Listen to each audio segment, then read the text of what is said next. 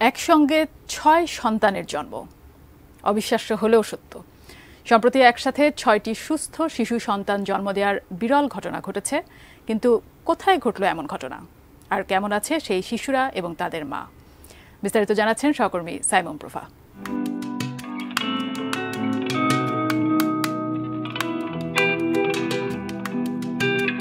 একসঙ্গে ৬টি সুস্থ শিশুর জন্ম দেওয়া খুবই বিরল ঘটনা।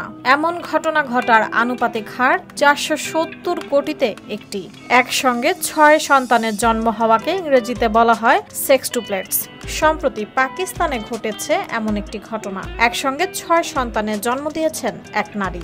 জন্ম নেওয়া সন্তানের মধ্যে ৪ সন্তান ছেলে এবং অন্য ২জন মেয়ে।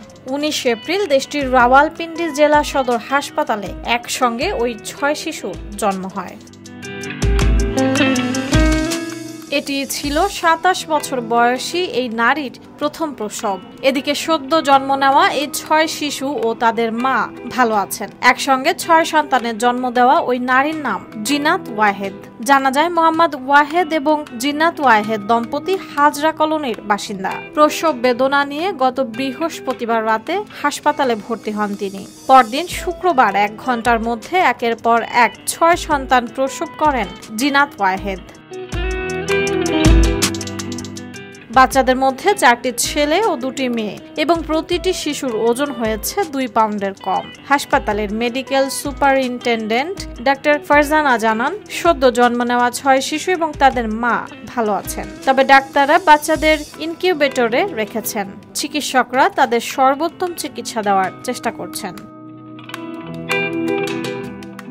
এদিকে হাসপাতালের প্রসূতি বিভাগের কর্তব্যরত কর্মকর্তা বলেন, এটি স্বাভাবিক কোনো প্রসব ছিল না এবং প্রসবের ক্রম অনুসারে শিশু কন্যাটি ছিল তৃতীয়।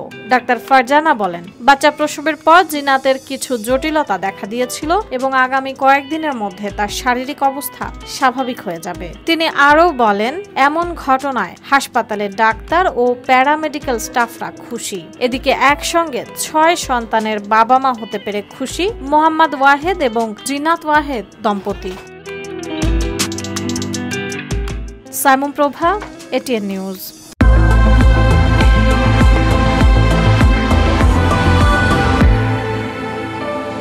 Harlan, be a show stealer.